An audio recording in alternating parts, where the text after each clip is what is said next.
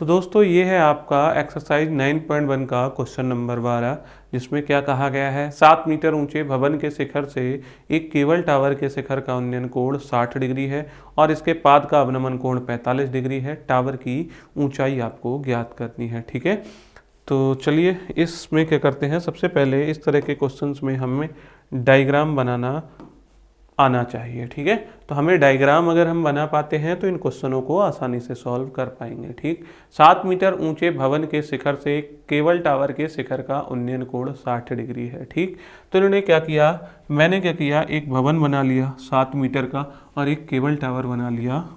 ठीक है, अब देखो मैंने एक भवन बनाया है, वो छोटा बनाया है। ठीक, भवन बनाया है छोटा और ये है कितना, 7 मीटर है। ठीक है, भवन 7 मीटर ऊंचा है और एक केबल टावर बनाया है। ये वाली जो चीज़ है वो क्या है आपकी, केबल टावर है। ठीक है, केबल टावर। ठीक है, ये चीज़ क्या है आपकी, केबल टावर है। इतनी बात आई समझ में, ये चीज़ आपकी हो गई केबल टावर। ठीक, 7 मीटर ऊंचे भवन के शिखर से केबल टावर के शिखर का उन्नयन कोण 60 डिग्री है।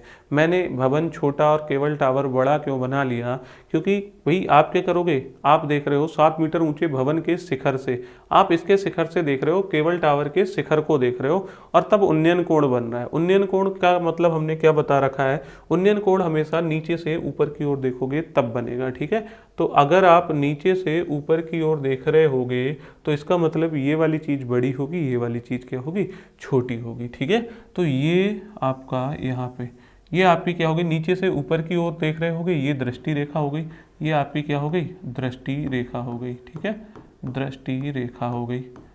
ठीक, ये आपकी क्या होगी भैया, क्षैतिज रेखा हो गई। तो यहाँ पे जो कोण बन रहा है वो कितने डिग्री का बन रहा है, 60 डिग्री का बन रहा है। ठीक, इसके बाद और इसके पाद का अवनमन कोण, अगर आप यहीं पे बैठे हो और यहाँ से इसके पाद को देख रहे हो, ठीक है, केबल टावर के पाद को देख रहे हो, पाद का मतलब संस्कृत में पैर होता है, मतलब इसके पैरों को देख रहे हो, निचले सिरे को देख रहे हो, तो आपका जो कोण बनेगा, जो उन्नयन कोण बनेगा वो कितना बन जाएगा भैया, 45 डिग्री का बन जाएगा।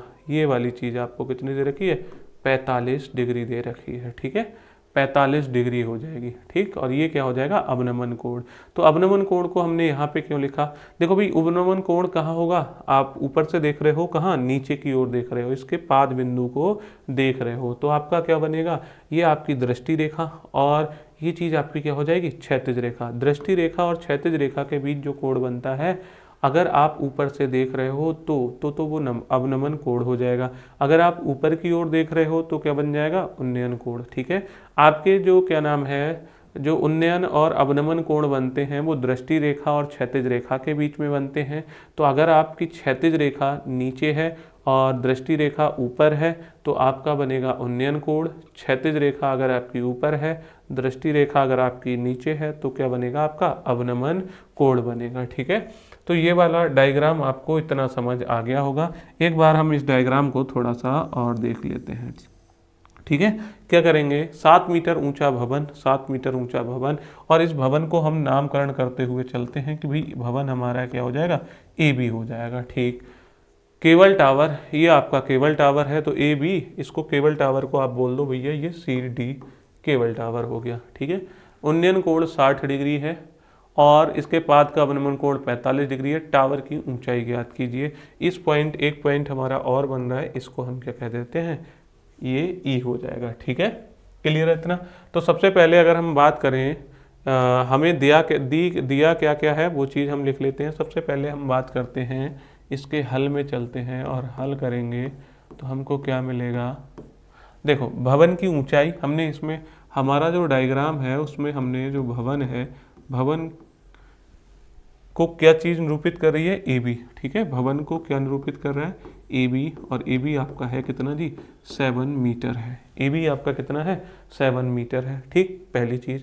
दूसरी चीज़, अगर आपने देखें, आप सी डी को क्या बोल रहे हो, सी डी आपका हो गया केबल टावर। ठीक, तो जो केबल टावर है, केबल टावर है वो कितना है आपका, उसे आपने सी डी बोला है डायग्राम में, वो आपको निकालना है। केबल टावर की ऊंचाई आपको निकालनी है। ठीक है, और क्या दे रखा है, एंगल डी ए ई जो है, एंगल डी ए ई जो है वो आपका क्या है, उन्नयन कोण है, उन्नयन कोण है, उन्नयन कोण को दर्शा रहा है और जो है कितना भैया 60 डिग्री के बराबर है। ठीक, 60 डिग्री के बराबर है। एंगल ई ए सी जो है वो आप किसको शो कर रहा है, एंगल ई ए सी जो है वो हमारा अवनमन कोण है। ठीक, क्या हो जाएगा, अवनमन कोण हो जाएगा और ये कितना है आपका 45 डिग्री है। ठीक, ठीक है, ये वाली बात हो गई। और क्या दे रखा है, ए बी हमारा किसके बराबर हो जाएगा, ए बी जो है हमारा सी ई के बराबर हो जाएगा, दोनों के दोनों 7 मीटर हो जाएंगे। ठीक है, और क्या हो जाएगा भैया, और जो बी सी है वो हमारा ए ई के बराबर हो जाएगा, चेक कर सकते हैं आप। ठीक है, बी सी जो हो जाएगा किसके बराबर हो जाएगा, ए ई के बराबर हो जाएगा। ठीक है, और हमको बी सी भी शायद नहीं, बी सी नहीं निकालना है। ठीक, बी सी किसके बराबर हो जाएगा, ए ई के बराबर, बस इतना ही करना है। ठीक, इतनी बात आ गई समझ में। ठीक, तो यहाँ तक की चीज़ें अगर आपको समझ आ गई हैं तो एक काम और कर सकते हैं। वैसे तो हम अगर इस लाइन को ना भी खींचे ये क्वेश्चन तब भी सॉल्व हो जाएगा। एक त्रिभुज ये बन रहा है, एक त्रिभुज ये बन रहा है, आप इन दोनों को सॉल्व करोगे तो आसानी से हो जाएगा। लेकिन हमें आगे इस चीज़ की ज़रूरत पड़ेगी क्या, कि भाई आपकी ये वाली जो लाइन है ये भी क्षैतिज रेखा है, ये भी आपकी क्या है, क्षैतिज रेखा है। तो दो क्षैतिज रेखाएं अगर हम खींच रहे हैं तो वो क्या हो जाएंगी, आपकी पैरेलल हो जाएंगी। ठीक, अब तो अगर ये पैरेलल है तो ये 45 डिग्री है, तो ये वाली भी, ये वाला कोण भी आपका कितना हो जाएगा, 45 डिग्री हो जाएगा। ठीक है, तो ये आपका क्या हो जाएंगे, एकांतर कोण। तो आप ये वाली बात लिख भी सकते हो, एंगल ई ए सी किसके बराबर हो जाएगा, एंगल ए सी बी के हो जाएगा। ठीक है, एंगल ई ए बी आप क्या लिख सकते हो, एंगल ई ए बी बराबर क्या हो जाएगा, ई ए सी।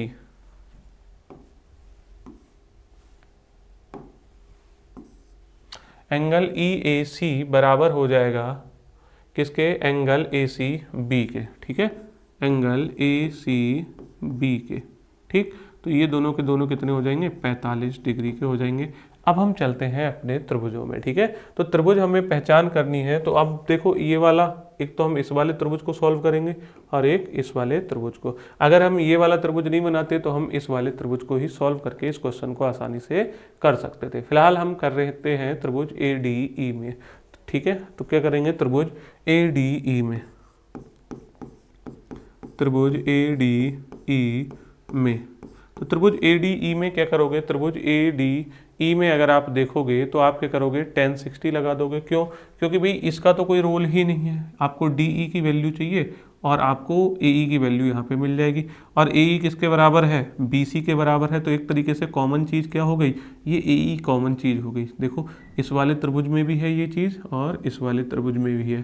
तो आपको सिर्फ ए ई को सॉल्व करना है, ए ई की वैल्यू पे फोकस करना है, ए ई की वैल्यू निकालनी है। तो हम करेंगे क्या, त्रिभुज ए डी ई में आपको दे रखा है angle D A E 60 degree दे रखा है। तो आप क्या लगा दोगे, सीधे सीधे tan 60 लगा दोगे। ठीक है, क्या लगा दोगे भैया, tan 60 लगा दोगे। क्यों लगा दोगे, tan 60 इसके सामने वाला ये वाली चीज़ जो हो जाएगी लंब हो जाएगी, ये चीज़ आपकी क्या हो जाएगी, आधार हो जाएगी। तो मतलब डी ई अपॉन क्या हो जाएगा आपका, ए ई हो जाएगा, डी ई अपॉन ए ई हो जाएगा।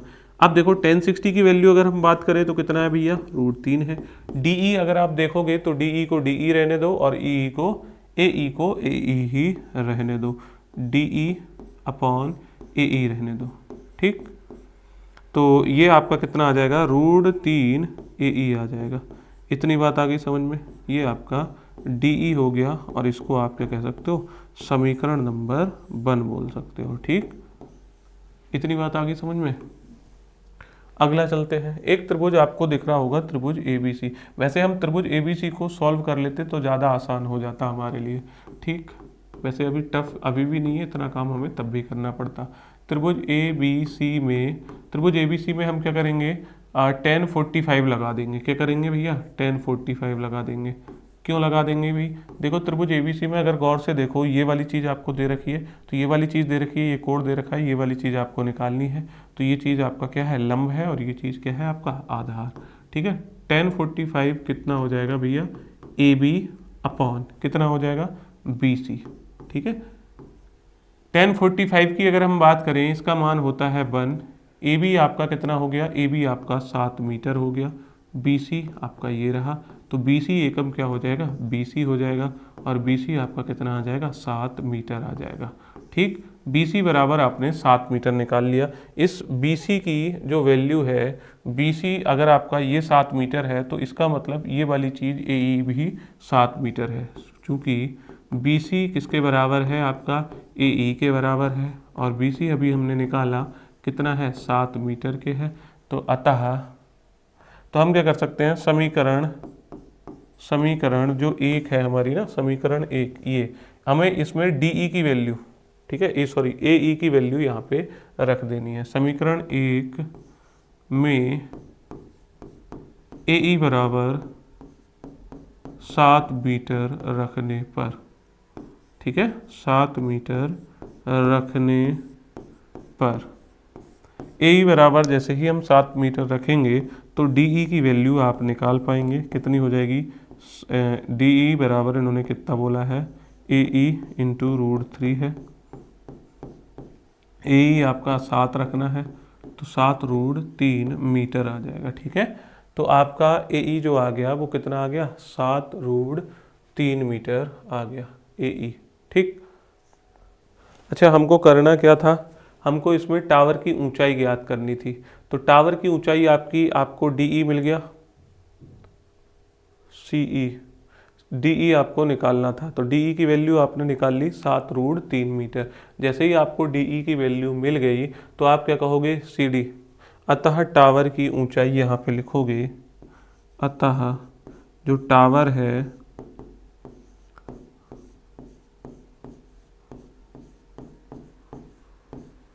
टावर की ऊंचाई, ठीक है, तो टावर की ऊंचाई भैया क्या हो जाएगी, टावर की ऊंचाई आपने बताई थी, टावर हमारा जो है वो कितना है आपका CD के बराबर, और CD आपका कैसे निकलेगा, तो जो CD है वो आपका DE और CE का सम है, मतलब CE प्लस DE को जोड़ दोगे, ठीक है, CE और DE को जोड़ दोगे, और CE तुम्हारा है कितना, CE हमने जब ये 7 था तो हमने ये भी कहा था कि भाई ये वाली चीज़ भी कितनी हो जाएगी, 7 प्लस DE तुम्हारा कितना है, 7 √3 है। ठीक है, तो आप क्या करोगे भाई, 7 आपका कॉमन आ जाएगा, 7 आपका कॉमन आ जाएगा, कितना बच जाएगा, 1 प्लस √3 या फिर √3 प्लस 1 मीटर। ठीक है, 7 √3 प्लस 1 मीटर, ऐसे करके आप लिख सकते हो, 7 √3 प्लस 1 मीटर।